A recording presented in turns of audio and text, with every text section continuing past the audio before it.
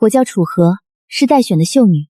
选秀那天，我不慎弄脏了淑妃的舞裙，皇帝便一纸诏书将我赐给了别人。陛下，臣妾辛苦练了3个月的舞，竟被这般糟蹋了。天下谁人不知，这位淑妃娘娘可是像极了陛下那位寻而不得的心上人。是啊，只要她一哭，陛下的心再硬也得软了。这秀女怕是活不成了。陛下，臣妾瞧着她就心烦，您不许见她，更不准纳她。既然你这般嫌弃，那朕把她赐给别人。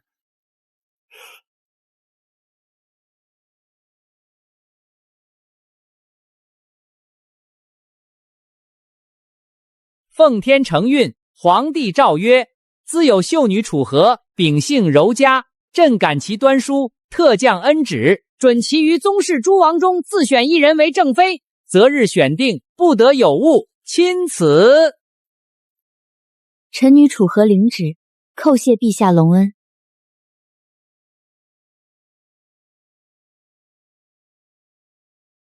姑娘，您怎么还真谢恩了？这哪里是恩典啊！谁不知道陛下是因为淑妃娘娘一句话，就把您像烫手山芋一样扔了出去。如今这入宫的指望全断了。断了才好，在这宫墙里熬成一个有名无实的妾，哪有出宫去当正妻来的自在？正妻？可那是……是啊，做正妻总归比做妾要好。好了，小桃，这道旨意我很满意。和儿，哀家心里有愧。你是哀家的亲侄女，是楚氏最尊贵的贵女。半月前，哀家还亲口许诺要让你坐上那贵妃之位。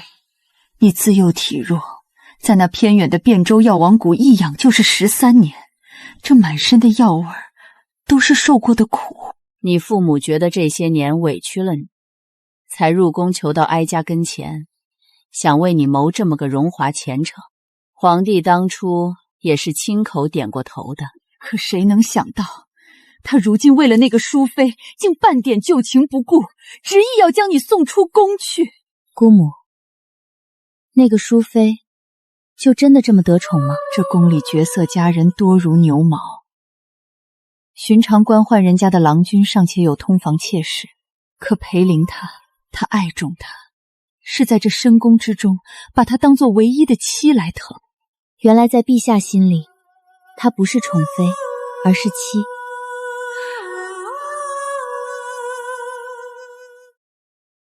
既然是这样，和儿明白了。姑母，陛下先前是不是提过，准许我在几位王爷里挑一位做夫君？是有这么回事。靖王先前见过你一面，那孩子才华横溢，长得也是相貌堂堂。他听说你议亲的事后，还特意进宫求过哀家，说是对你情根深重。和儿，你意下如何？既然如此，臣女姻缘一事最是讲究缘分，本宫特意命人制了一桶签，不若请楚姑娘亲手摇一摇，窑中哪个，楚姑娘便嫁给哪个，如此方显天意，不是吗？这也是陛下的意思。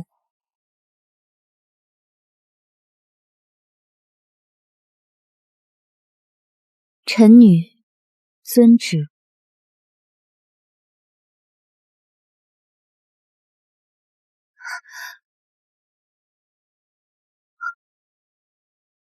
真是天意，窑中的是肃王。长风，怎么会是他？既然天意如此，臣女领命。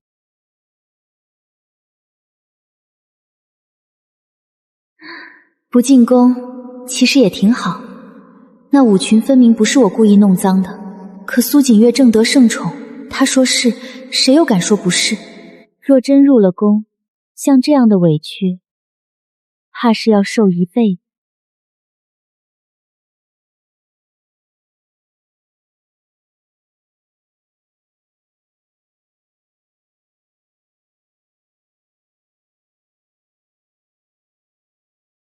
你便是楚家那个三娘。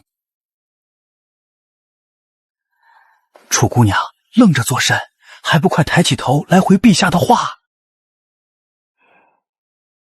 不必。是。朕听说你这些年一直待在汴州，想向你打听一个人。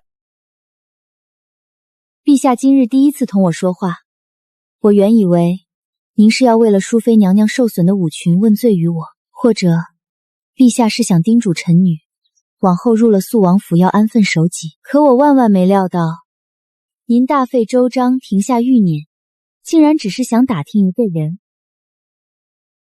陛下，您果然在这儿。您是刻意来寻臣妾的，还是来见他的？您明明答应过臣妾的，这辈子都不会见这个女人。朕只是路过，顺口问他一句话而已。臣妾不管，您见了他就是违约，你要罚他，现在就罚。哦，你想怎么罚？那就让他在这儿跪着吧，在这冷冰冰的公道上跪足一个时辰。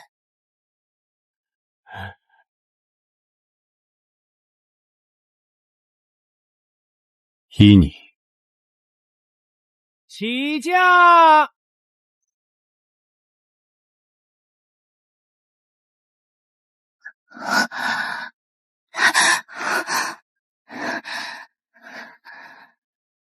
跪了一个时辰，就因为那个淑妃，没用的东西。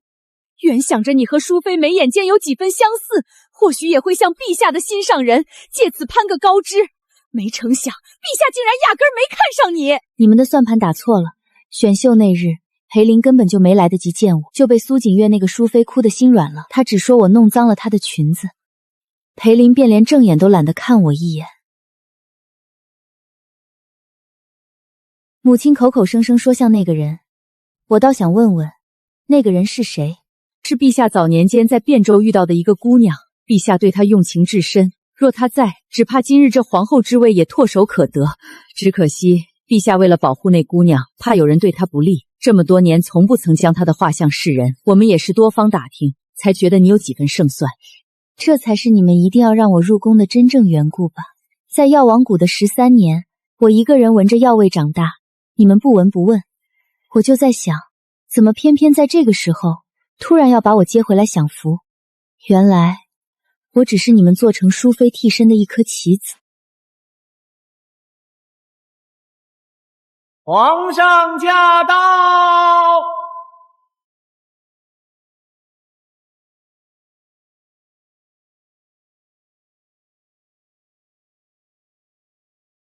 皇兄今日怎么有兴致亲临臣弟的喜堂？你我一母同胞，如今你大婚，朕自然要亲自来看看。皇兄，你知道，我这人向来自由惯了，最是不乐意娶妻。你若真心疼我这个弟弟，不如现在就发发慈悲，把这新娘子领走，也算成全了臣弟。难怪那日苏锦月和太后神色如此怪异，原来我这夫君竟是个扶不上墙的纨绔。说的什么胡话！楚氏女是出了名的好样貌，又是太后的侄女，配你绰绰有余。是吗？这世间美丑，全凭皇兄一张嘴。到底是美是丑，当面看看不就知道了。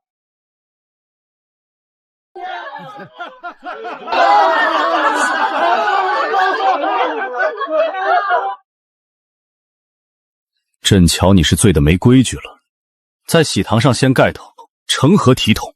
胡闹！哎呦呦，皇兄轻点轻点，臣弟这手腕子要断了。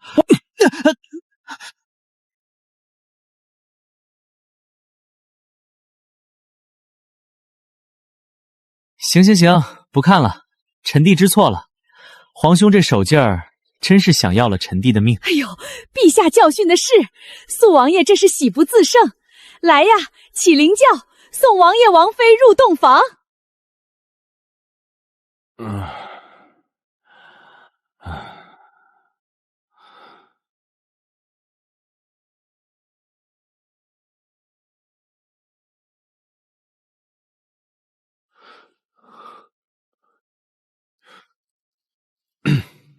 你可害惨我了。王爷何出此言？唉，你可知昨夜为了这桩婚事，靖王兄专程闯进我府里找我大打了一架。他可是把你视作心头肉，这会儿指不定怎么恨我呢。既然是打了一架，王爷怎么成片淤青也无？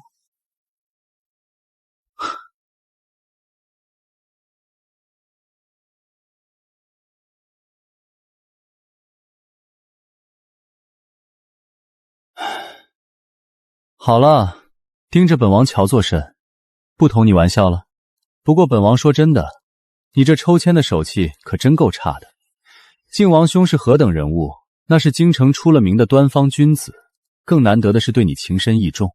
你倒好，偏偏落在了本王这个纨绔手里。咱们那位皇兄也真是，平日里瞧着英明果断，如今居然为了个女人的几滴眼泪就昏了头。你大概不晓得，这门亲事本王起初死活不肯认，可皇兄为了让淑妃顺心，竟然舍得把他那匹最宝贝视若性命的红鬃烈马赠给本王。本王眼馋那马已久，被皇兄这么一勾，最后也就半推半后的应下了。所以，在陛下眼中，一匹马便能抵过这一场婚约？谁让那是淑妃在哭呢？不过本王倒是好奇，你和靖王兄到底是怎么回事？他那个人冷得跟块生铁似的，本王还是头一次见他这样为了个女人失态。我不知道。不知道？他昨晚为了找本王打架，眼里的火都要把本王王府烧了。你居然说不知道？太后也说靖王对我情根深重，可事实上，我也想不通是为何。我们只是在回京途中同行了一小段路而已，连话都没说过几句。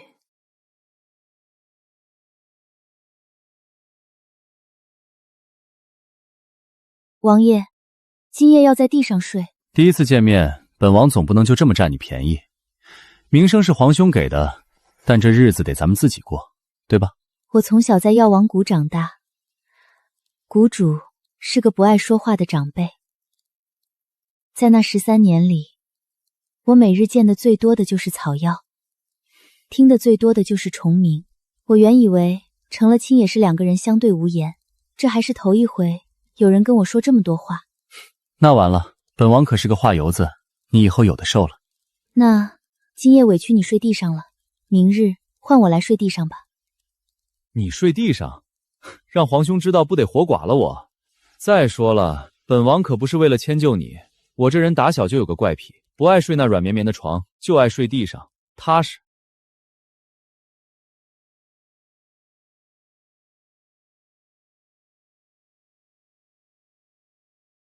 王爷呢？回王妃，王爷一大早便不见人影了。听管事说是约了几个小公爷去城外赛马了。王爷平日里就最爱玩这些热闹的，并不是有意要冷落您的，王妃千万别往心里去。无妨，我也只是随口问一问罢了。咱们王爷也怪，明明不想娶妻，可这府里连个通房姬妾都没有，平日里就爱在外面疯玩。是啊，王爷心里压根儿就没装过美人，这位新王妃怕是要守活寡。不爱美人，不动情形，只是爱玩爱热闹的少年心性罢了。同我在一起，确实没什么有趣的事。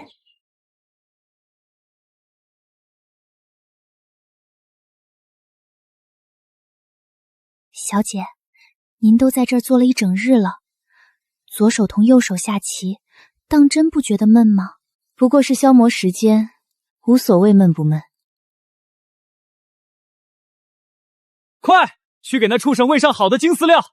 这红鬃马果真神勇非凡，跑起来如疾风掠影，不枉本王心心念念了这么久。你怎么在这儿？王爷回来了。抱歉，本王快马跑了一整日，竟忘了自己已经娶妻了。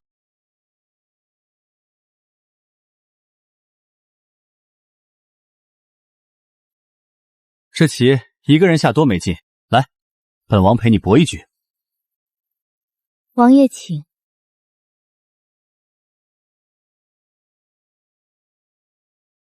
不对不对，我刚下错了，这一步不算。等会儿，我重下。罢了，本王确实没这个天赋。我皇兄裴林那才叫文武双全，棋艺更是天下一绝。我看你的棋路也不错，若以后有机会，我让他同你对弈一局，如何？天子对弈，臣妾怕是高攀不上。他那个人虽然冷了点，但对对手最是敬重。棋逢对手本是幸事，可我同他之间那段经历，实在算不得愉快。说起来，2年前我也遇到过一个人，他的棋艺也很好，步步为营，让人难测。男的？是，一位故人。哼，那他必定不如皇兄。这世上论棋艺，还没人能越过皇兄去。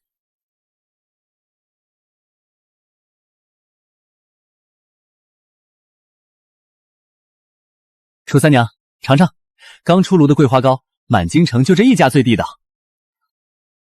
王爷最近转性了，不仅早早回府，还变着法的给王妃带玩意儿。可不是，连那些赛马好友都说，咱们王爷如今被王妃勾了魂了。你过去一直喝这种药，这闻着就苦得倒胃口。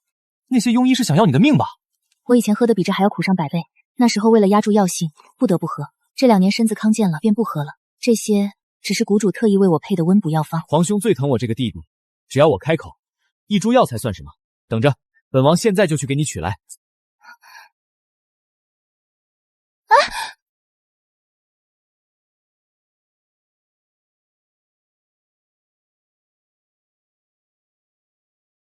夜里风凉，您都等了快2个时辰了，回屋歇着吧。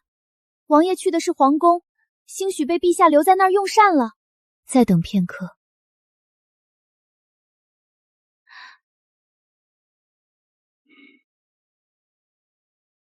楚河，怎么现在才回来？我去的时候，苏锦月也在。他听说我要为你要那株灵芝，便立刻说自己胸口发闷，喘不过气。皇兄他选了苏锦月，他把灵芝给了那个女人压惊，一个赝品而已。要不是皇兄这么多年迟迟找不到真正的救命恩人，哪里轮得到他在宫里这么放肆，连你的药都要抢？你放心，本王答应过你的东西，哪怕是上刀山下火海，也一定会给你抢回来。其实，王爷带回来的桂花糕很甜，对我来说已经足够了。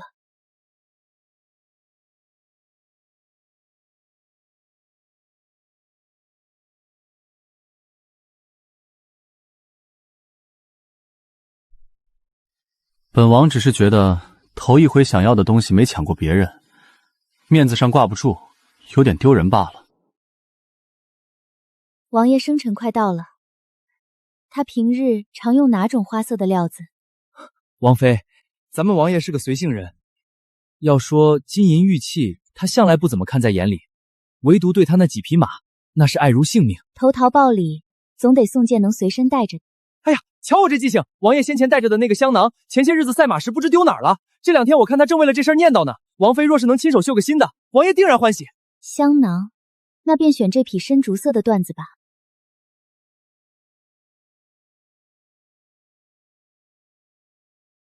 快让开！丢马了！快让开！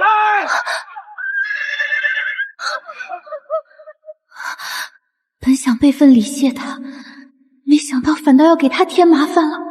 不是，别，小心啊！有人跳下来了！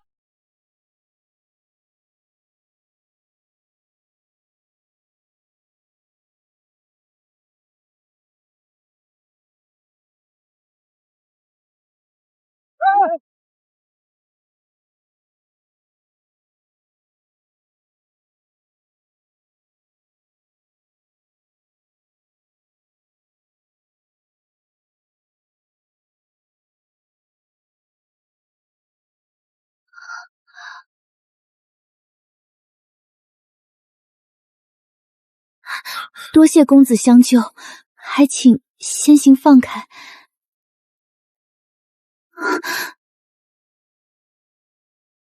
公子的声音，我们是否在哪儿见过？你怎会出现在此？2年前曲水河畔一别，我找了你许久，几乎翻遍了大半个汴州，是你，那个在曲水河边摆棋局的人。楚河没见。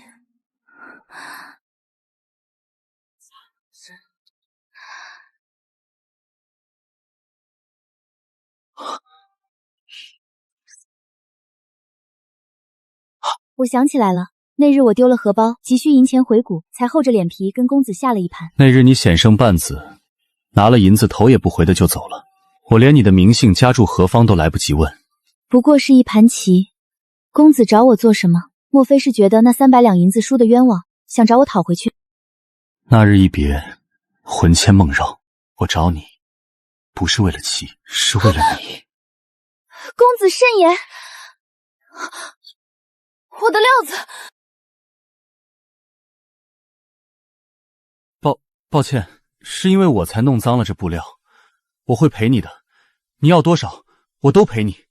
不必了，这料子不值钱，可公子方才却是实打实的救了我一命。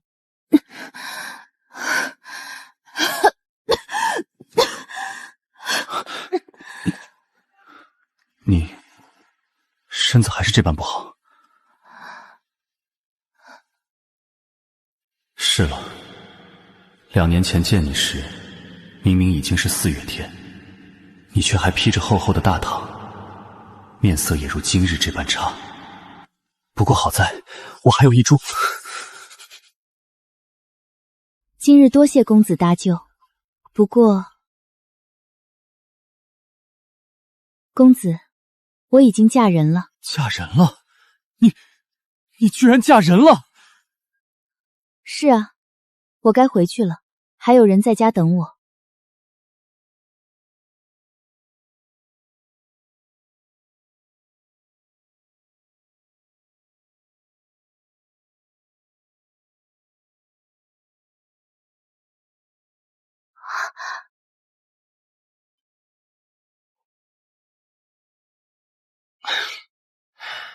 阿和回来了。小姐，您瞧瞧，裴王爷自打前几日这么叫开了，真是半点王爷的架子都没了。王爷站在这儿看了许久，可是有什么事要吩咐？你没发现你这画里少了件最要紧的东西？花影、流云、桃花，不知少了什么。阿和，你有一手绝妙丹青，本王舞的一手好剑，在这画里，咱们怎么看也称得上一句珠联璧合。好。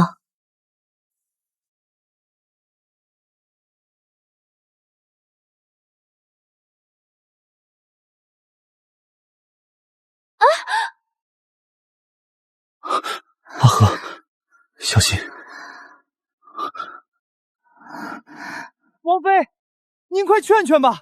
外头赛马的小公爷们都催了好几回了，说咱们王爷自打那以后跟变了个人似的，不出门了。可不是嘛，马也不骑了，局也不复了，如今居然日日守在府里，就对着这几颗桃花练剑，谁请都不好使。阿和，盯着本王看作甚？是不是觉得本王今日这剑法又精进了不少？王爷勤勉是好事，不出门有什么不好的？外头那群蠢货哪和阿和在一起好玩？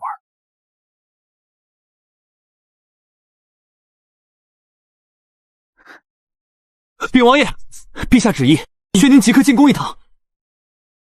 自从那次裘灵芝碰了枪，咱们王爷如今一听到宫里的消息，那脸色就跟要吃人似的。哼，他还没在那赝品温柔乡里待够吗？这时候想起本王来了。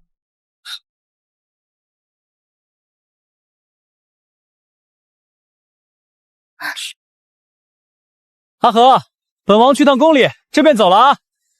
王妃，王爷这记性，刚才侍卫喊的时候，您就站在旁边，他这话哪是报备，分明是特意等您一句话呢。我等你。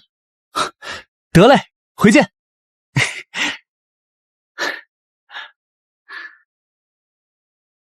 真傻。嘿呀，阿和，你可没晓着今晚宫里那出好戏。那个苏锦月往日里仗着皇兄宠她，尾巴都快翘上天了。今儿也不知道怎么招惹了皇兄，皇兄的脸色沉得怕人，居然当众拔剑，差点就直接剐了他。既是差点动了杀心，那陛下为何特意召你进宫？能干什么？非拉着本王陪他吃酒。皇兄今晚活脱脱像个疯子，一边灌酒一边说些莫名其妙的胡话，一会儿烦躁，一会儿这又跟要哭似的，嘴里还一直念叨什么要把人抢过来，一定要抢回来。本王才没闲文理他那些破事儿，也就没多问。他既然能找你吃酒，也算是主动递了个台阶。你们兄弟二人算是冰释前嫌了。算吧。明日是我生辰，皇兄说要在宫里设大宴为我庆祝，我瞧他那副诚心赔罪的样子，便暂时不和他计较了。而且阿和，告诉你个好消息，我已经找到第2株9节灵芝了。消息刚传回来，过2日便会有人护送入京。本王现在一点都不稀罕他手里那个被苏锦月摸过的9节灵芝，乃是世间旷世奇药，百年难寻，连药王谷都无踪迹，绝不可能轻易得到。长风，你跟我说实话，那种东西百年来闻所未闻，甚至药王谷都寻不到踪迹。为了这株药，你到底许了人家什么？是拿了肃王府百年的祖产去抵，还是拿你手中的兵权印信做了交换？你说啊，你究竟花了多大的代价？那又如何？比起你这副被药味熏出来的身子，那些金银死物算得了什么？我在你面前起过誓的，答应你的事就一定要办到。大丈夫言而有信，阿和。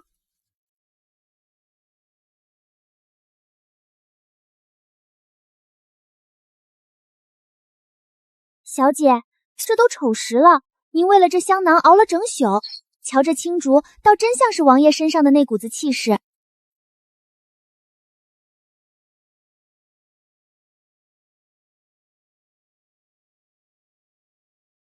花开易落，唯有这针线活儿能留得久些。阿和，你先去慈宁宫陪陪姑母，皇兄在那边憋着坏水等我吃酒，我去会会他，一会儿便去接你。王爷去吧，少饮些酒。亲，和儿，你不在宫里，不知道昨晚那场风波。哀家入宫多年，还从未见过皇帝发那么大的脾气，连淑妃那张脸的面子都不给，差点就拔剑取了他的命。淑妃入宫以来，皇帝对她几乎是无所不应，要天上的星星都不给月亮。哀家心里清楚，他是找那个汴州的姑娘找疯了，把淑妃当成了药引子。可现在突然翻脸，哀家怀疑他已经找到那个真的人了。陛下英明，若能寻得心上人，也是社稷之福。恐怕不止于此。哀家安插在御书房的人说，皇帝连册封皇后的圣旨和金印都备好了，他这是铁了心要给那姑娘正位。阿和，瞧瞧这孩子，一刻都离不开自己的媳妇。长风，你这妻子，哀家是打心眼里喜爱。你呢，如今人也娶进府了，你心里可还欢喜？您这是明知故问。娶到阿和，臣弟这辈子都没这么欢喜过。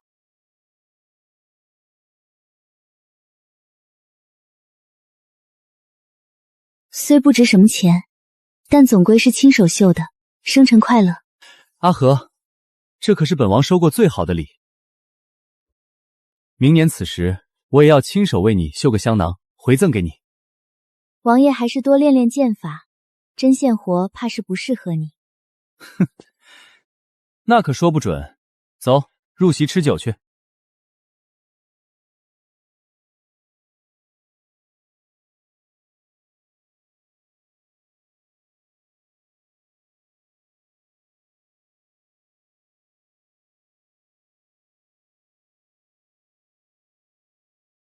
瞧瞧那位靖王殿下，生母出身那么卑微，又没圣宠。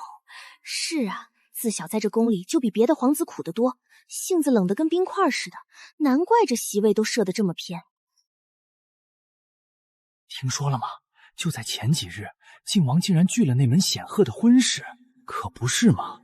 听说有人偷拿他的八字去合，算命的说是克妻克友，孤苦一生的命格呢。阿和，别愣神了，快吃这个，御膳房刚出的，晚了可就凉了。好。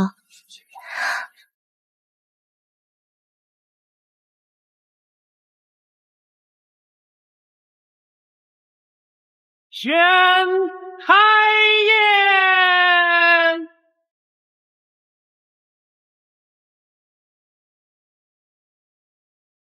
长风，今日是你生辰，身为皇兄，朕敬你们夫妻一杯，祝你们夫妻百年好。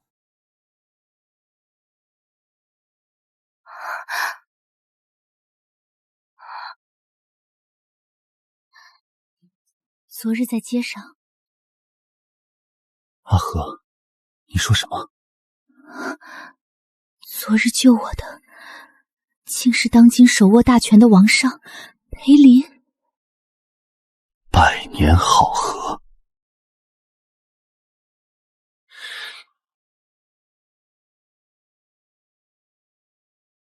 撤了吧。阿和，你的手怎么一直在抖？你这掌心全是汗。苏王爷，苏大人，你可好些日子没出来同我等吃酒玩乐了。今日之前，我还在好奇王爷究竟去哪儿躲清静了。现在瞧见王妃才知道，王爷是得了圣上赏赐的红鬃烈马，又得了这次倾城续色的美人。王爷如今当真是春风得意，叫我等好生佩服啊！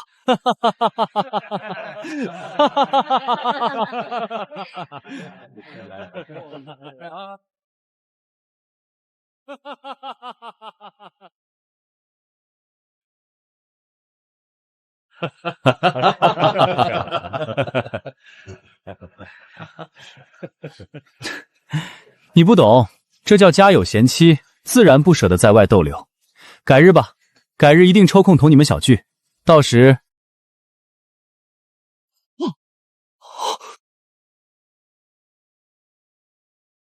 哎呀，陛下手可有爱。陛下，可是龙体不适。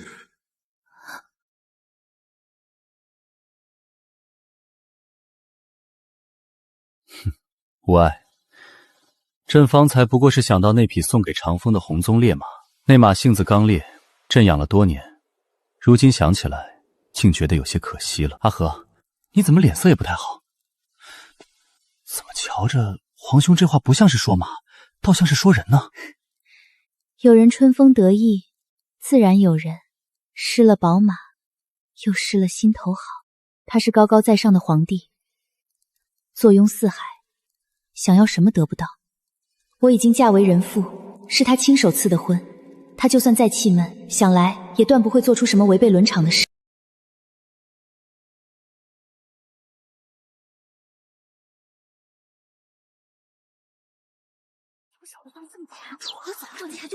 这月的月俸怎么到今日还没发？往常初一便发了，账房这都拖了整整5日了。你就别抱怨了，你还没看出来吗？王府最近的开销大得惊人，库房里那些压箱底的宝贝，这几日都被王爷悄悄送去党铺了。什么？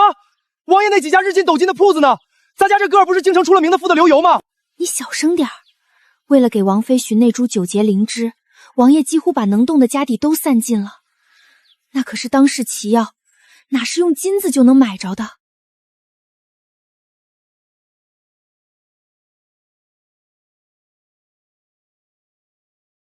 如何？有没有感觉胸口顺畅些？丹田处热不热？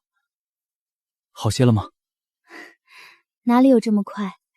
这是药，又不是神仙水。除了谷主，你是第一个待我这样好的人。长风，此番深恩，我这一世怕是都难偿还了。小事一场。你这些日子总待在府里不出门，也不赛马了，是因为没银子了吗？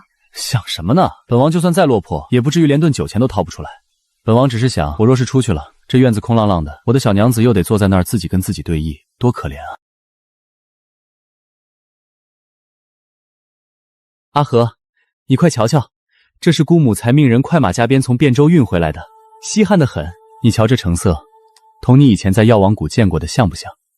若是喜欢，本王回头就去磨国母，保管把她讨回来，送到咱们府上去。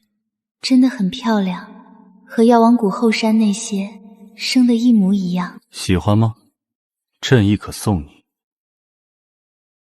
皇兄，你怎么在这儿？这是臣弟陪王妃赏花，你凑什么热闹？皇兄，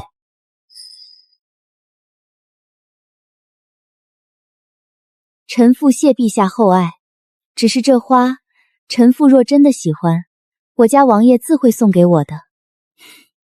皇兄，和儿说的正是，臣弟自会照顾好自己的王妃，不劳皇兄费心了。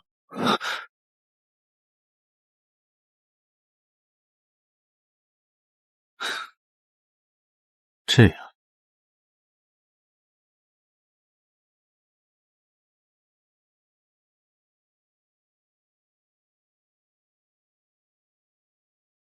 瞧瞧你们两个，逛了一上午，竟也不嫌累。这都正午了，本宫早已命人备好了席面，今儿谁也不许走，都给本宫留下用膳。皇帝呢？还没过来吗？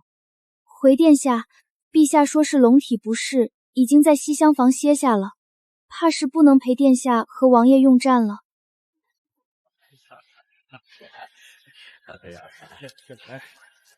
等今日回府，便将一切都告诉他。裴林是他兄长，这些往事不该瞒他。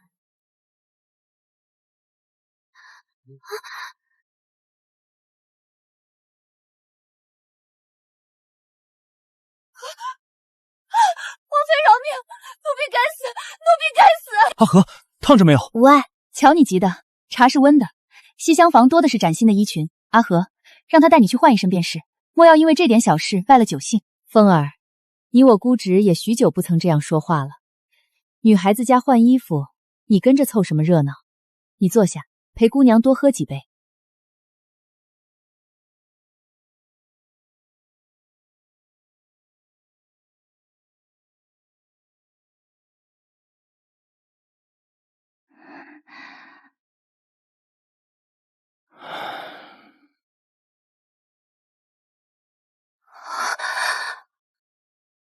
朕等你许久了。你平时极少出府，每次出门也必同裴长风一起，朕好不容易才寻到今天这个机会。长公主殿下也知情，他竟由着陛下在他的府邸胡来。朕没告诉他实情，朕只说想私下同你聊聊长风的事。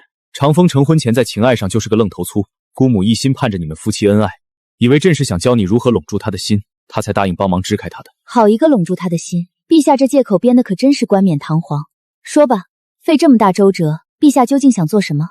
朕并非那种纠缠不休的登徒子，朕只是想当面同你说声抱歉。那天在公道上让你跪了一个时辰，膝盖一定很疼吧？已经过去了，臣妇不记得了。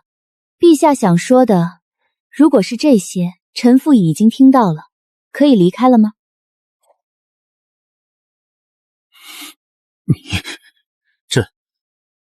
朕若早知你就是楚家那个找了许久的女儿，朕当初绝不会将你赐给长风。朕最后悔的就是你们大婚那夜，如果朕那天没有拦着他，如果朕任由他当着满堂宾客的面揭下你的盖头，如果那天朕看清了你的脸，就不会一步错，步步错，如今毁得肝肠寸断。够了，陛下，请自重。名分已定，如今我与长风已经成婚，我是他的正妻，更是你亲口赐婚的弟媳。弟媳，那又如何？长风那性子朕最清楚不过，他这一生浪荡风流不羁，唯独爱马如命。当初朕只用了一匹红鬃烈马，便让他心甘情愿地娶了你。2日前，朕已派人走遍天下去搜寻绝世良驹，到那时，朕用100匹、1000匹同他换，想来他断没有拒绝的理由。成婚不过2月，他虽待我极好，可若真要在100匹良驹与我这个药罐子之间做选择，裴长风，你会选什么？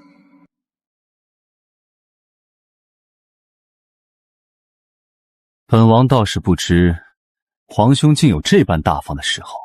100匹良驹，朕的好皇兄，你真当我是畜生不成？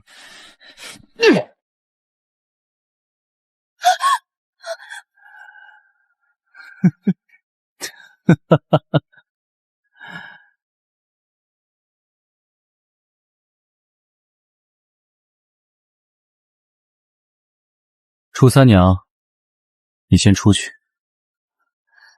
朕的胞弟当真是长大了，竟然也有了在乎的东西，甚至愿意为此向朕亮出爪牙，朕心甚慰啊！皇兄，别在这儿装什么深情种了，当初是谁嫌他身份卑微，把他赶出宫的？又是谁为了哄那个赝品，把他救命的灵芝亲手送人的？现在想说后悔，你怎么有脸说出口的？我告诉你，别说拿100匹马，就是拿1000匹、10000匹，我也绝不换。往后这辈子，我就是再不碰马，我裴长风也认了。阿和，你先去外面院子等我，好吗？我等你。王妃，里面这动静，王爷可是跟陛下动上手了，这可是杀头的大罪啊！他是为了护我。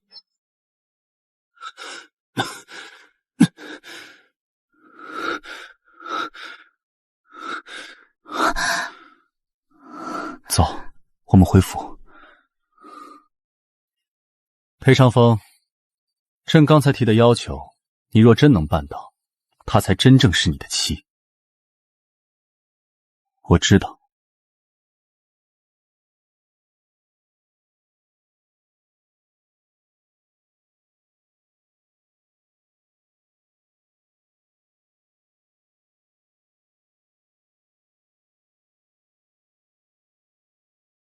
3天后就要去漠北那种古寒之地打仗了，王爷和小姐这赌约立得真是叫人心惊胆战。长风，地上凉，今晚你上来睡吧。阿和，等我从漠北得胜归来，堂堂正正赢了皇兄，到那时我再上来，好吗？此生此世，唯你一人。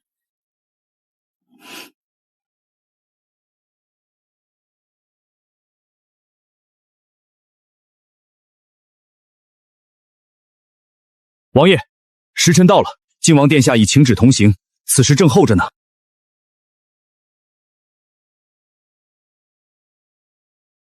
阿和，就说几句话，本王在前面等你。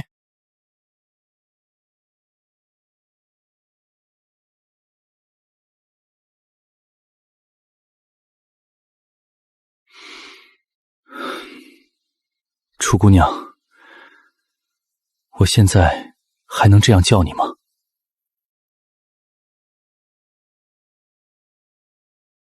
楚姑娘，你或许不记得了，2年前在那条回京的山路上，我其实受了极重的伤，是你冒着雨替我敷药医治。作为报答，我帮你打跑了那几个劫财的匪土。在那之后同行的一段路里，我一直觉得我们已经算得上半个好友了。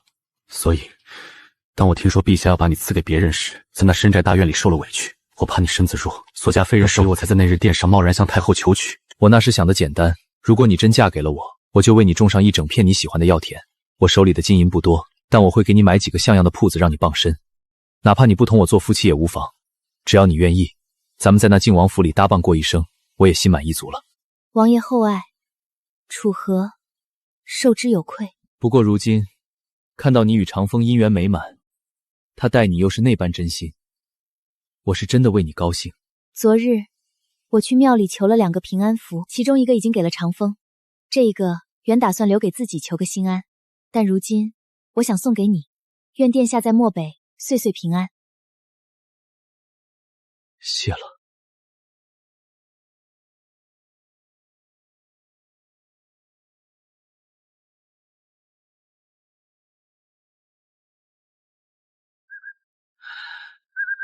裴长风，走了！哈哈哈！是啊，是啊！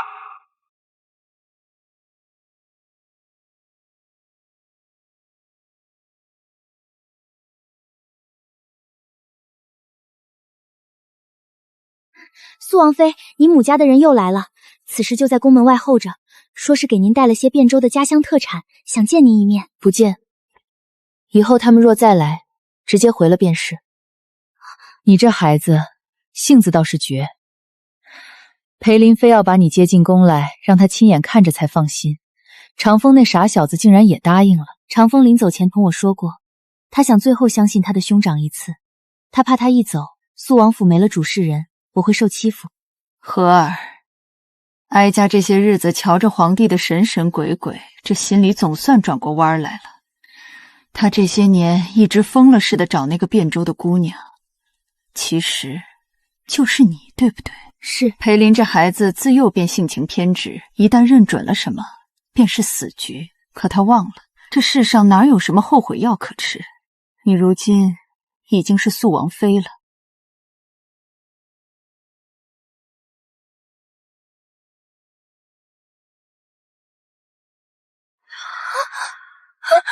那日选秀看到你的脸，我就知道，绝不能让你进宫。我当初费尽心机把你赶出去，以为能保住我的富贵，可我没想到，他苦苦找了那么多年的心上人，竟然真的是你。若真要论起来，我还要多谢你。我本来就无意这深宫高墙，是你帮了我。多谢我！我这辈子最风光的时候是因为这张脸，最落魄的时候也是因为这张脸。楚河，看着这张脸，我竟不知该不该恨你了。朕看你是病得不轻。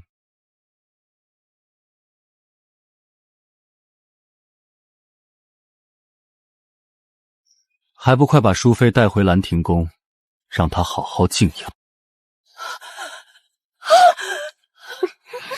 若无朕的旨意，以后不要让她随意出来，免得冲撞了素王妃。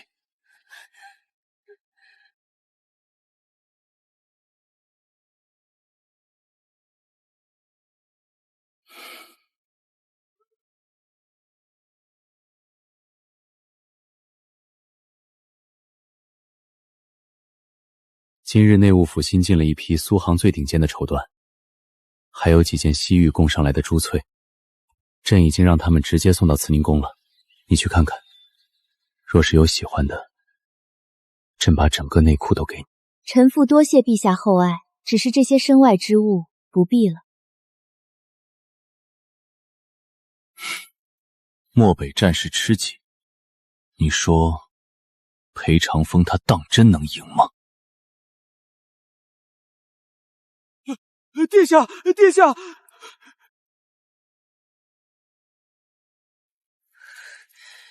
裴林，你当真是疯了不成？那日长公主府赏花，你便开始打这种主意了。那是你亲弟弟的妻子，你是大顺的皇帝，你竟然把长风赶到漠北去送命，转头又将弟媳接进宫里，日日纠缠，你这是要冒天下之大不韪，要被万民唾骂的呀！朕不在乎，朕只是想要一个人罢了。朕等了他好多年，想了他这么多寒暑，朕现在好不容易找到他，想要回来，难道也有错吗？想要一个人当然没错，可强抢人妻便是大错特错。阿林，你自登基以来勤勤恳恳，为百姓做了多少实事，那是万民敬仰。可你若真的强夺弟媳，你让史诗公笔如何写你？后世万代如何看你？你这样做，你究竟对得起谁？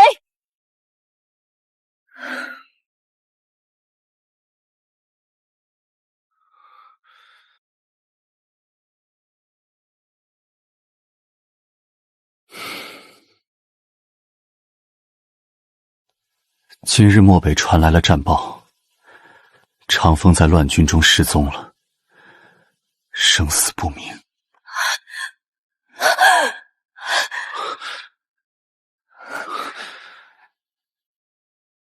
瞧啊，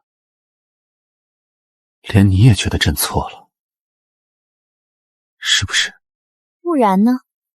难道要臣妇谢主隆恩吗？裴林，你口口声声说非我不可，其实也不过是自欺欺人罢了。胡说！朕为了寻你，这几年来，你若真的执意于我，又何必找来苏锦月那个淑妃，找个替身放在身边日日相对，这也叫非我不可。你找到了她，却又不能一心一意地对她，无非是因为我这个原主如今回来了，比她更像你心中的那个我。裴林，你且扪心自问，你爱的究竟是这个人，还是这张脸？其实你最对不起的人，甚至不是我，也不是长风，你连苏锦月都对不起。你把她当成物件，当成影，如今弃如敝履。你这种爱，真是虚伪的令人作呕。陛下一直在说后悔，在遗憾我们相遇的迟了。可陛下不如扪心自问，就算时间倒流，你真的先找到了我，就算大婚那日，你真的纵容裴长风当众掀开了盖头，认出了我，你便真能一辈子在乎我吗？朕定会给你万千宠爱，朕会让你成为这天底下万千宠爱，还是像淑妃那样，当一个随时可以被替代的物件？裴林，你敢保证真的能让我无可替代吗？今日没有比我更像我的人，但他日若是有人用金山、用城池、用那些在你心里更有分量的权利来换我，你敢说你一定不会答应吗？不要说你一定不会。当初你说用白匹良驹跟长风换我，在陛下眼里，这天下万物皆有定价，既然能换，那便说明在你心里，一切都是可以被替代的，包括我。你遗憾，你后悔，你到现在都想不明白为什么输，但我可以告诉你，即便命运重复千万次，无论谁先遇到我，我最后还是会选他，因为在他心里，我不一样，我不是什么江南旧梦，也不是谁的替身，我只是楚河。陛下，你最好祈祷他在漠北平安无事，若他回不来，你这辈子都别想得到那个所谓的交代。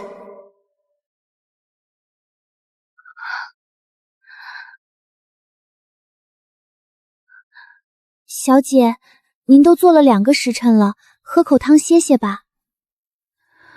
漠北还是没有半点消息传回来吗？陛下封锁了军报，实在打听不到。第7天了，裴长风，你若是回不来，那这深宫便是我最后的囚笼。阿和，回来了，长风回来了。他可有大碍？虽遭了伏击，险些失踪，好在靖王那孩子义薄云天，竟不顾生死，亲自涉险将他救了回来。如今大局已定，他们将敌军打得落花流水，得胜的消息已传遍京城，不日便能班师回朝了。只要活着，平安就好。明日他便入城了，在此之前，再同朕对弈一局，如何？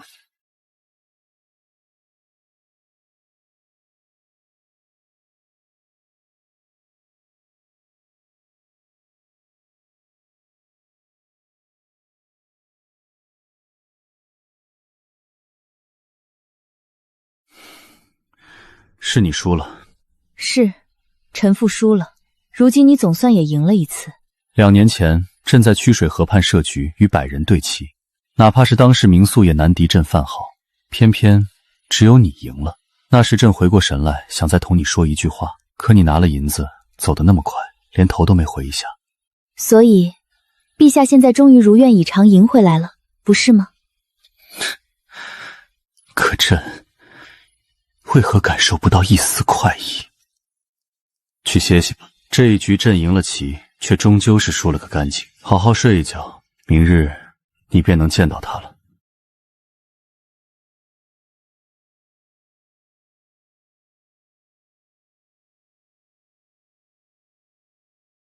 王妃慢走。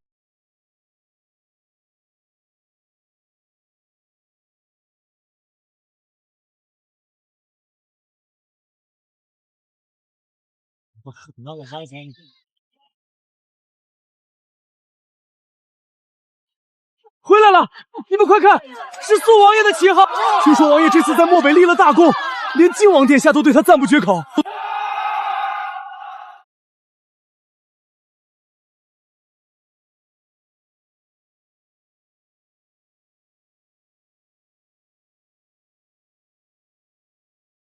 我的少年终于能独当一面了。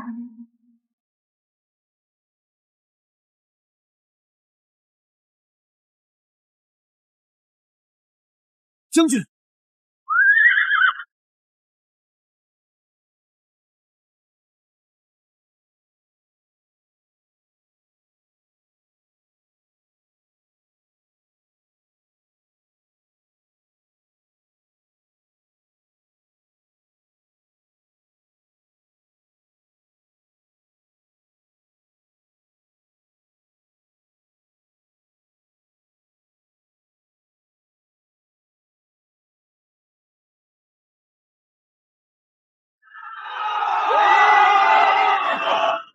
诸位，本王先走一步。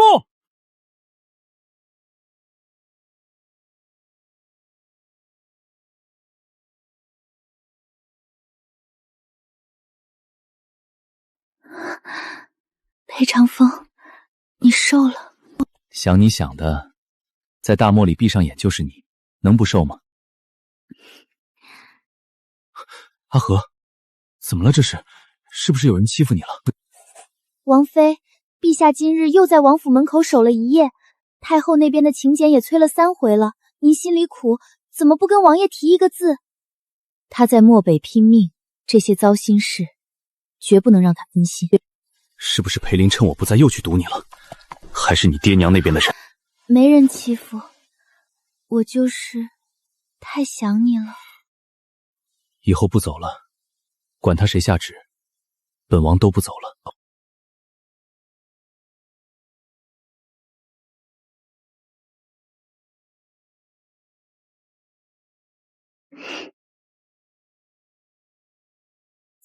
管家，劳烦再通禀一声，镇柏大将军凯旋，下官特意备了些薄礼，想请将军赏脸吃杯酒。王大人客气了，王爷心领了，您请回吧。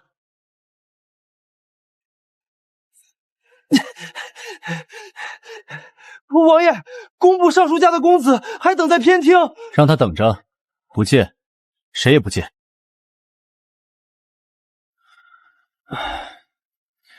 这帮人真是翻脸比翻书还快。阿和，你记不记得以前我在这京城当纨绔浪荡的时候，他们见了我恨不得绕道走？可不是嘛，那会儿咱们王府门前冷清的能跳麻雀，如今王爷握着漠北兵权回来，倒成了香婆婆了。此一时彼一时，你现在是镇北大将军，手里握着能定乾坤的兵符，他们自然要巴结你。这官场真是比漠北的沙子还脏。阿和，本王不在这些日子，靖王兄可有消息给你？送过2次信，一次是漠北战报大捷，怕我担心，特意来报个平安。那第2次呢？第2次是张御史的事儿，张御史写了封折子要弹劾我，靖王提前截了那折子，派人过来叮嘱我小心些。张御史弹劾你？他凭什么弹劾你？本王在前面玩命，他在这儿戳本王的脊梁骨。折子上写，王府之内妖气横生，说我处侍女狐媚惑主。那老东西当真这么写你？狐媚惑主，他一个领着皇粮的谏官，竟把这些脏水泼到一个深闺女子身上。已经过去了。过去？本王这就入宫，哪怕在那金銮殿上打断他的腿，也得让他把这话吞回去。折子没到陛下面前，太后在那日便把这事儿压下来了。张御史也吃了挂累，不敢再提。太后，他老人家一向最重规矩，你是他侄女不假，可他更是处事的领头人，这种坏了名声的事，他不落井下石就不错了，为什么要帮你压？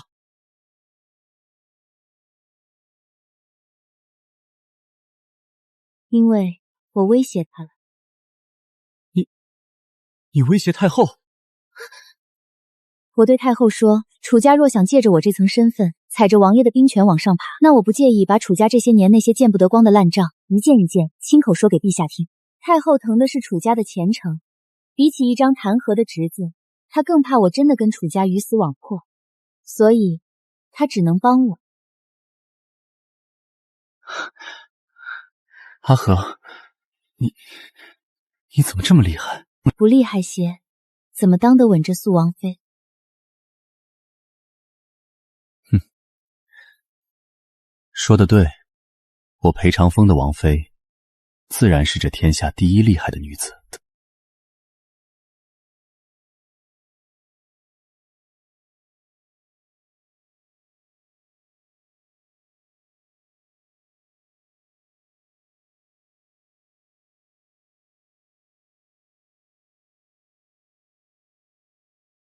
这大半夜的，靖王兄穿成这样风尘仆仆，是刚从城外操练回来。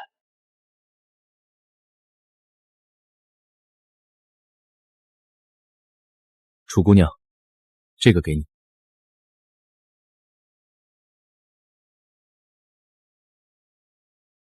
这是北境雪山深处的雪灵芝，虽然没有九节灵芝名头响，但胜在药效温和，你身子底子亏损的厉害。九节灵芝药性太猛，对你来说未必是补药。这雪灵芝你每日切片泡水，3个月后气血当能补回来。殿下费心了。这种品相的雪灵芝只长在万丈悬崖之上。靖王兄，你什么时候采的？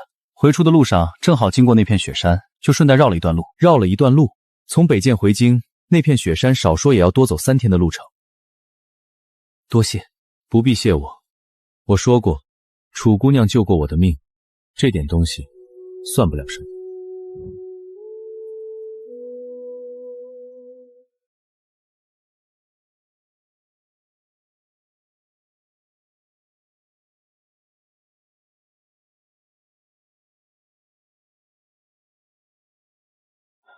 既然回来了，有件事还是得告诉你们。殿下请说。苏景月从冷宫出来了。皇兄亲口放的人，他在那冷宫待了没多久，按照皇兄先前的雷霆手段，没要他的命就不错了，怎么可能这么快就放出来？不仅放了出来，皇兄还赐了他城南一处幽静的宅子，恩准他出宫居住，对外宣称是感念淑妃服侍之功，准其出宫静养。静养？皇兄什么时候变得这么仁慈了？并不是仁慈，只是他看那张脸看了2年，终究是看腻了。当初寻不到人，他便把影子当成命，如今正主就在眼前，那影子留着，反而成了他日日夜夜自嘲的累赘。他放走苏锦月，更像是在断自己的后路，也在跟过去的自己了断。替代品终究替代不了一世。还有一件事，陛下这2日正在命内务府在全国范围内大肆选秀。选秀？他那后宫还嫌不够挤吗？刚送走一个苏锦月，又想弄进来一群替身。这次选的不是秀女，是画师，不仅是宫廷画师，凡是民间擅长人物丹青的高手，都被召进京。皇兄给出的赏赐极厚，但他提了一个要求。他要画谁？画谁？画谁？他竟然还没死心！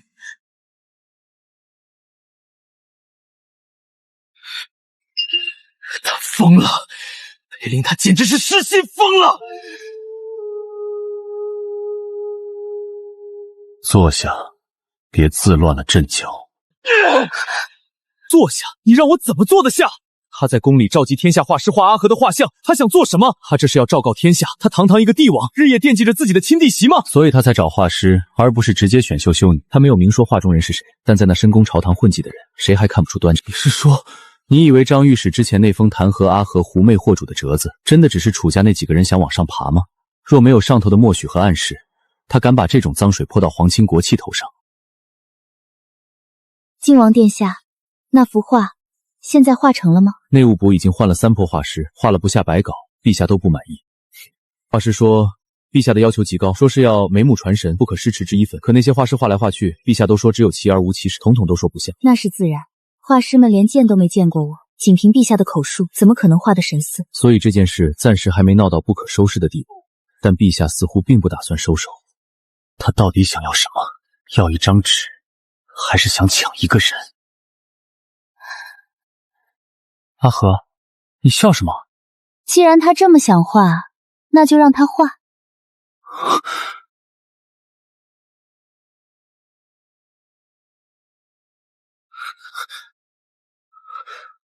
阿和，你刚才说什么？让他画？要是真画成了，裴林那混账非得把他挂进寝宫不可。我说让他画，与其让他这么大费周章的全国选画师闹得满城风雨，不如我们亲手把那幅画送给他。靖王殿下，我想请你帮一个忙。你想引蛇出洞，你说吧，要我怎么做？我要一名宫里最顶尖的画师，不是去给陛下画，而是来给我画。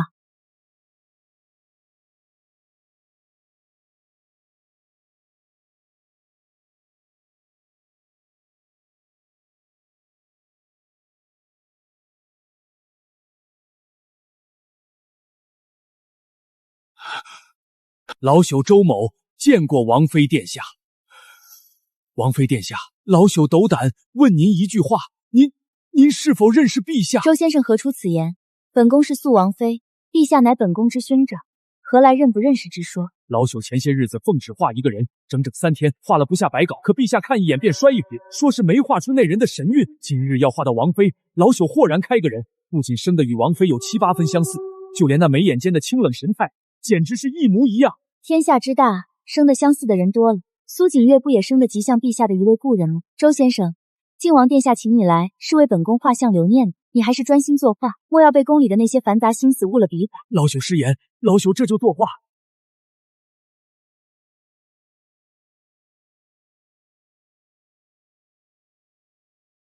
王妃，王爷临走前那脸色黑的都能滴出水来，在营地里估计得把那群新兵练废了。您真不让他在这守着？他在场，那张脸拉得比马脸还长。周先生这笔怕是都要下折了。去军营待着，对他，对大家都好。周先生，画的如何了？成了，请王妃一步。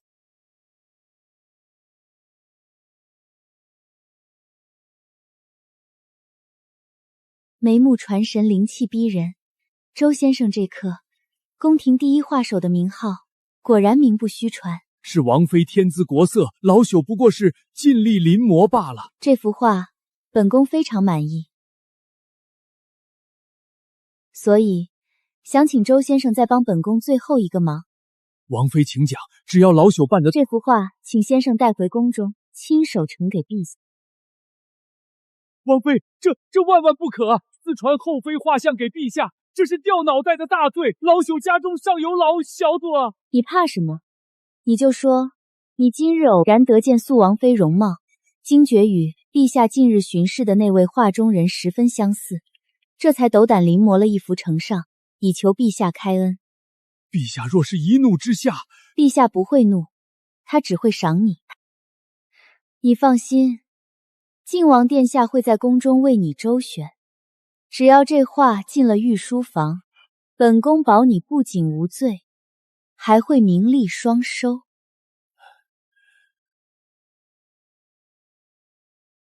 老朽遵王妃命。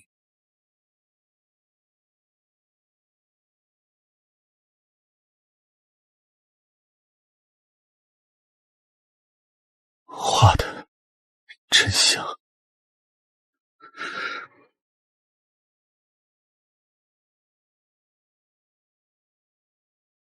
陛下，内务府那边问明日选秀画师的复试。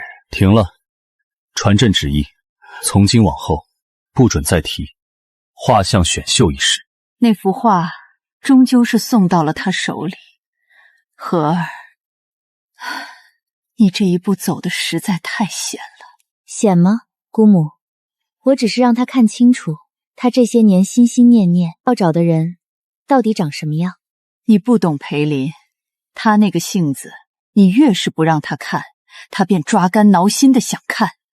如今他看清楚了，明白那温婉的神态再也不属于他，他反而被你逼得清醒了。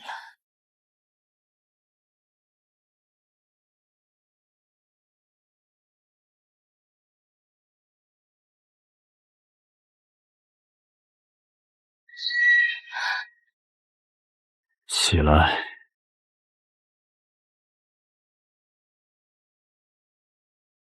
那幅画是你找周画师画的？是。为什么你就这么急着跟朕撇清关系，甚至不惜亲手画了画送进宫？因为陛下想画一个人，却始终画不出来，无非是因为陛下根本不知道那个人长什么样。臣妇身为弟媳，只是帮陛下看清楚，以免陛下被那些凡夫画师误了心神。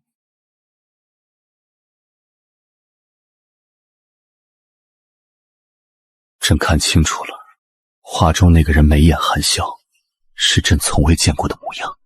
然后呢，阿和，你看清了朕，也让朕看清了你，那然后呢？朕该如何？然后，陛下应该清醒的知道，臣妇如今已经是肃王正妃，无论陛下手里有多少画，这身份终究是陛下亲笔赐下的，改不了。朕知道了。是。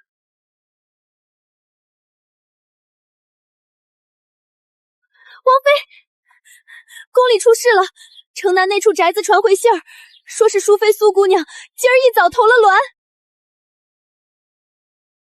她人怎么样了？救得快，命保住了。可那处的人说，苏姑娘醒来后整个人都疯癫了，撕烂了屋里所有的画，嘴里一直喊着您的名字呢。她终究还是恨我，在她心里，是我抢走了裴林的宠爱，是我把她害进冷宫的。她疯了，那是她自己作的。当初选秀，她若是少几分心机，也不至于落到今天这个下场。阿和，这事儿跟你半点关系都没有。她不会这么想，一个疯子认定了一个仇人，便是一辈子的命。本王去看看。你要去哪儿？去城南，有些账得在那疯女人彻底糊涂前算清楚。要是不把话给她挑明了，她以后还得像阴魂一样找你的麻烦。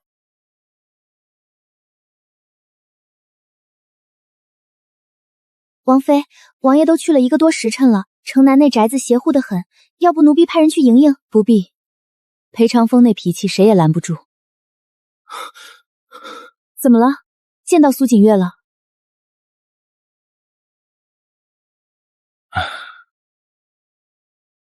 见到了，那女人疯得厉害，一会儿哭一会儿笑的。你跟她起冲突了？冲突谈不上，我只是跟她说了几句实话。我告诉她，皇兄心里从来就没有过她，她不过是皇兄自欺欺人找来的一个影子。我还告诉她，她最不该恨的人就是你，要恨就去恨皇兄，是皇兄把她关进冷宫，也是皇兄把她当成了替身。那她怎么说？她先是大哭了一场，哭得嗓子都哑了。可哭完之后，她突然盯着我问了一句话。什么话？她说：“裴长风，那你呢？你娶楚河，不也是因为陛下下了一纸诏书强塞给你的吗？你对他又有几分真心？”阿和，你信我吗？信什么？信我不是因为那道圣旨才对你好的，信我娶你不是为了应付皇兄，也不是为了那匹马。我信。你不问我为什么，也不怀疑苏锦月说的话？不用问。裴长风，一个人对你好不好，不是看他说了什么，是看他做了什么。你为了替我寻灵芝，几乎散尽家财。你在漠北生死关头还记着给我寻药。你回城那天，当着全天下人的面说阿和我们回家，这些不是圣旨能逼出来的，更不是做戏能演出来的。阿和，你怎么什么都看得这么明白？因为我不傻。阿和，关于苏锦月，其实他最后还吐露了一件事。什么事？他说皇兄最近动用了所有的隐卫，在疯狂地查一桩2年前的旧案。2年前？对，他在查2年前在曲水河畔究竟是谁截了那封写给你的密信。2年前，他在曲水河畔确实说过要给我写信。如果那封信真的送到了药王谷，他就会知道我姓楚，知道我是楚家的女儿。如果信到了，选秀那日他一眼就能认出你，你不会被赐婚给我，你会直接入宫，成为他名正言顺的贵妃，甚至是皇后。既然他在查，那查到是谁了吗？查到了，那个在背后操纵一切，让你们错过2年的人。是谁？太后。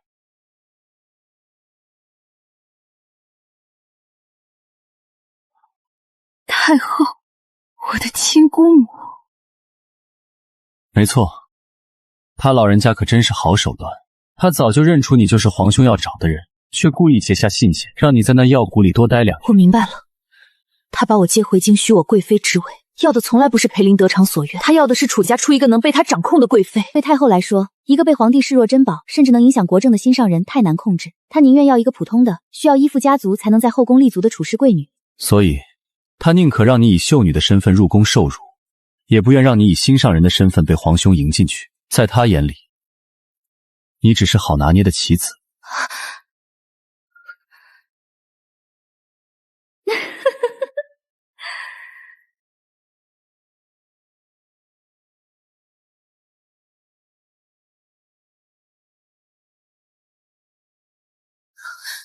阿和，你没事吧？我只是在想，太后她老人家当真是算无一戒。她那是利用你，利用到了骨子里。从你入京开始，她每一步都算好了。她让你选秀，是想让你做贵妃，你没做成，她索性就把你嫁给我。无论如何，你这个楚家最漂亮的女儿，只要锁在皇室，楚家在这京城的荣华就绝不了。原来在姑母眼里，我这个侄女不过是一块随时可以用来交易的筹码。阿和，还有一件事，靖王兄方才临走前私下透了个消息给我。什么消息？他说太后最近频繁联络朝中那些老顽固，私下动作不断。靖王兄说，太后她似乎在筹谋一桩惊天动地的大事。什么事？跟皇位有关。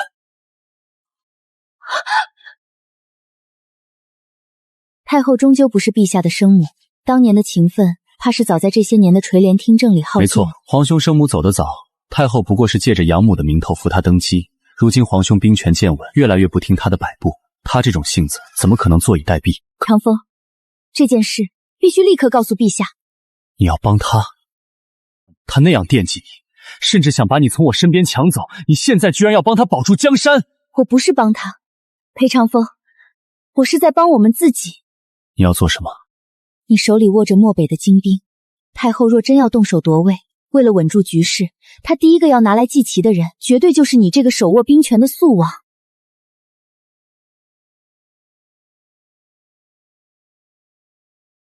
好，这江山若是落到那毒妇手里，你我确实没活路。但我不去见他。我去。绝对不行！他现在对你还没死心，你这会儿进宫见他，等于是羊入虎口，太危险了。长风，我去楚家的女儿，太后的亲侄女，我知道楚家那些私密账目的底，只有我去说，裴林才会信这不是你在故意挑拨离间。我陪你去，我守在宫门口，绝不让你一个人面对他。苏王爷，陛下有旨，只宣王妃一人觐见，您请在偏殿稍候。你说什么？本王护送王妃入宫，你敢拦本王？长风，别冲动。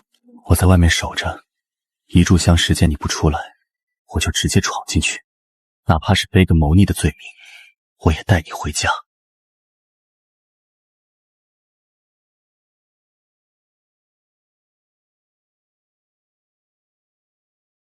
都退下，坐。陛下，臣妇今日冒死进宫，不为叙旧，只为说一件关乎大顺江山的大事。说。太后正在暗地里联络朝臣，借楚家之手，意图夺权不轨。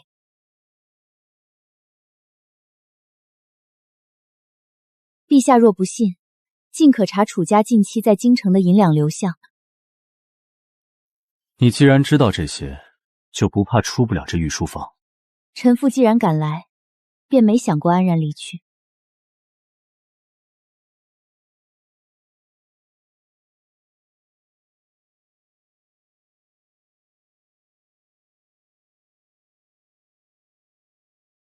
朕知道。陛下早就知道。从朕登基受禅的那一天起，他就在做这些事。最初，他只是想要朕当个听话的儿皇帝，可人心是不知足的。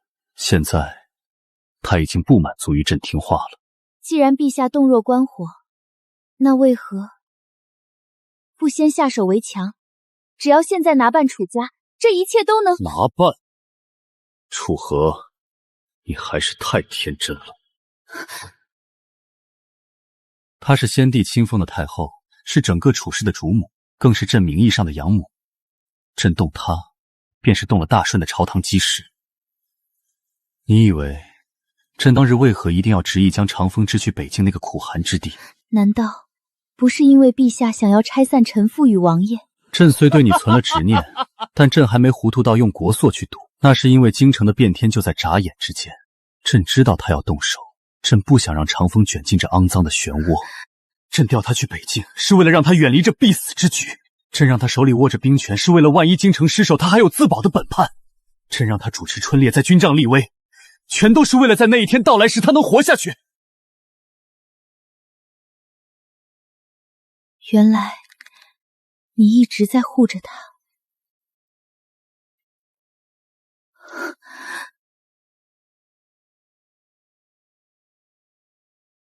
既然是为了护他，你为什么不干脆告诉他真相，非要让他这些日子日夜恨着你？告诉他有什么用？长风那个人你最清楚，他重情重义，却也最是藏不住事。若是告诉了他，他那张脸便等于把朕的底牌全都翻给了太后看。你回去吧，这件事到此为止，你不要再插手。可是太后那边……楚河，朕是皇帝，朕的江山，朕自己守。陛下，保重。你也是。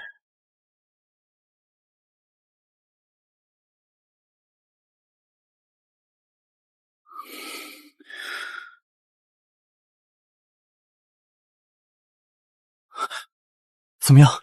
他有没有为难你？他到底说了什么？他早就知道了，关于太后，关于楚家，他一直在暗中布局。他早就知道，那他当初还非要把我调去北京受死。说到底，他还是想拆散我们。想让你孤身一人留在宫里。长风，他是在保护你。他是你兄长，他在用他自己的方式，在那场即将到来的血雨腥风里，护住他唯一的弟弟。既然是这样，他为什么不肯亲口告诉我？在他眼里，我就那么不中用吗？他说你藏不住事。阿和，我心里乱得很。我明白，走吧，先回府。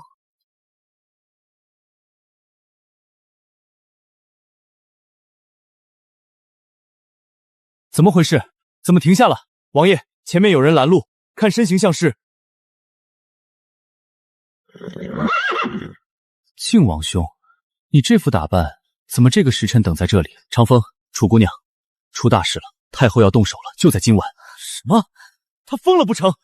皇兄呢？我刚从宫里的死角撤出来，太后已经暗中联系了禁军统领，今夜3更，她要强行逼宫，御书房已被围成铁桶。宫内防守森严，殿下又是如何得知这等机密消息？禁军副统领是我2年前埋下的暗桩，太后已经签了密制，正准备以清君侧的名义清理朝堂。长风，我来找你们，是因为这京城之中，唯有你能破此死局。靖王兄，请讲。你手里握着漠北回来的精锐，京畿3卫里归你调遣的仍有5000人马，我要你立刻持虎符调兵，今夜进攻秦王。好，只要皇兄还在，这江山就轮不到一个毒妇做主。还有你，楚姑娘，楚家几位重臣的底细和太后的软肋，没人比你更清楚。一旦事成，楚家必倒，你舍得吗？大是大非面前，没有舍不舍得。既然他们想踩着我的命去换泼天富贵，那就别怪我亲手断了楚家的根。太后和楚家的烂账，我来处理。今夜3更，乾清门见，成败在此一举。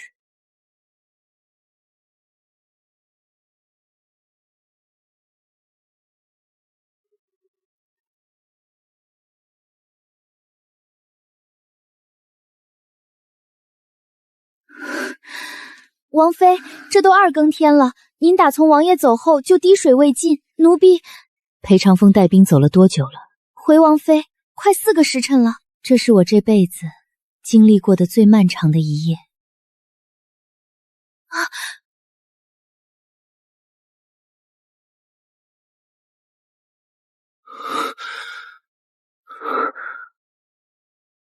靖王殿下，你受伤了。不是我的血，是禁军的。长风已经带着京畿3卫杀进午门了，他让我拼死突围出来接你进宫。接我？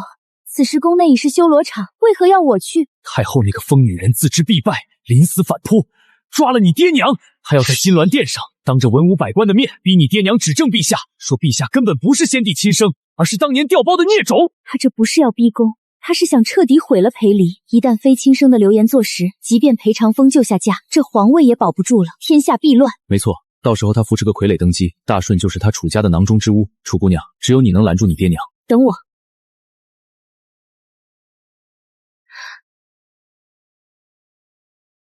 走。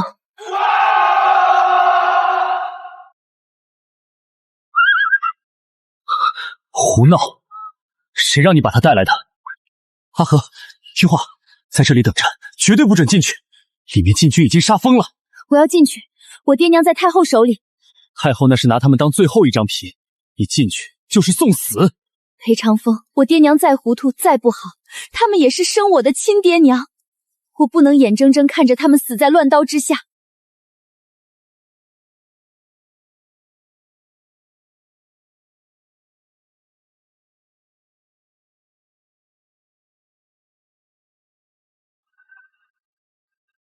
你骑我的马进去，红尊马认主，他能护你周全。那你呢？这殿内如今全是死士。我跟着你走，我在前面替你开路，谁想动你，先从本王的尸体上踏过去。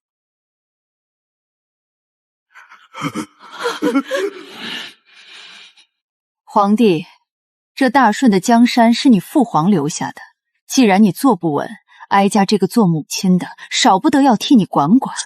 你输了。和儿，你胡闹什么？谁准你来这里的？姑母，收手吧，已经死的人够多了。收手！哀家费尽心思谋划这一切，是为了谁？是为了你，为了咱们与楚家百年不倒的荣。为我好。姑母2年前私自截下陛下的密信，断了我的归路，是为我好。姑母明知我是陛下苦寻之人，却故意隐瞒身份，将我像货物一样送进宫选秀，想以此拿捏陛下，也是为我好。你知道多少？我知道你截了信，知道你从一开始就打算把我当成一颗死棋去换你手里那点可笑的权柄，我什么都知道。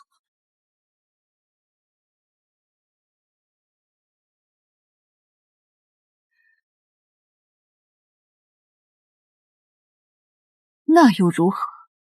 楚河，你给哀家记清楚了，你骨子里流的是楚家的血，你是哀家亲手从汴州接过来的，你生是楚家的人，死也得是楚家的鬼。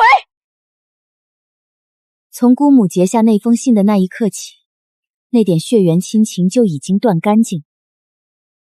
我生是裴长风的人，死也是裴长风的鬼。至于楚家，对我而言，不过是那13年里对我这个药罐子的不闻不问的陌生人罢了。你这个吃里扒外的逆女！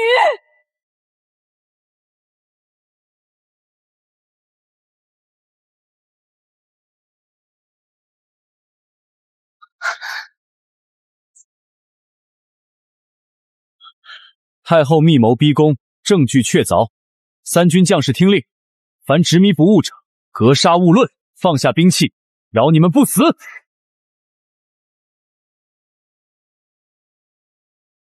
好，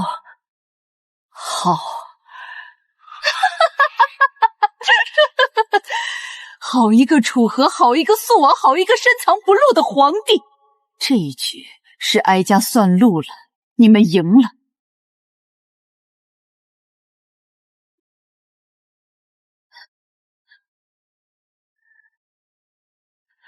河儿，哀家最后问你一句话。姑母请说。在这世上，人人都在算计你，哀家算计你，裴林也在算计你，你心里可曾恨过哀家？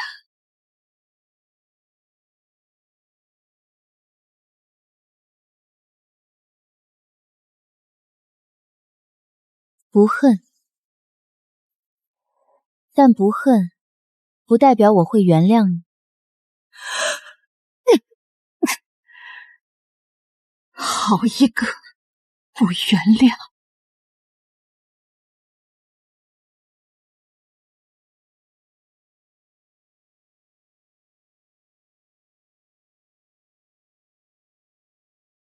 这京城的风总算是变了，太后被软禁，楚家这回是彻底亡。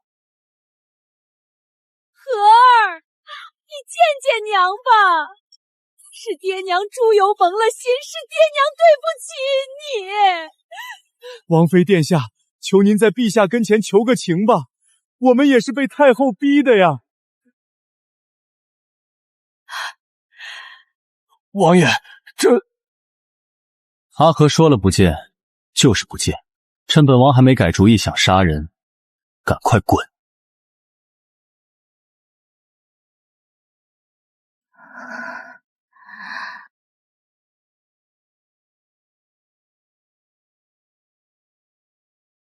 阿和，这天下再变，太后也好，楚家也罢，都没了。往后，你还有我。我知道。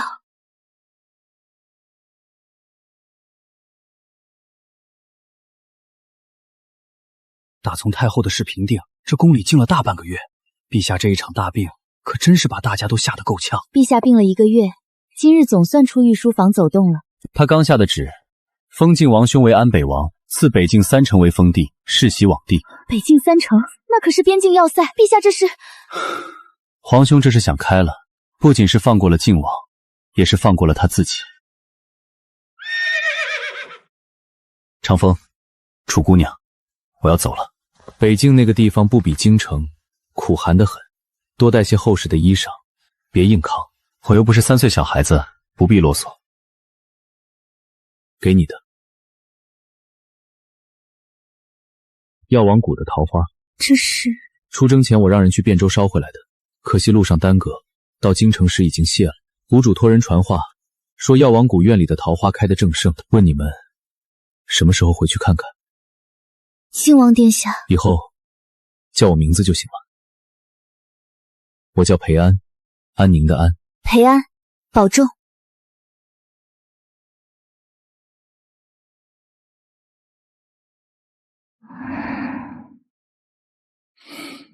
阿和，你说咱们什么时候回药王谷去？等这棵桃树再开花的时候吧，到时候咱们在那儿多住些日子。好，到时候我陪你回去，谁也别想再把咱们分开。阿和，我们回家。好。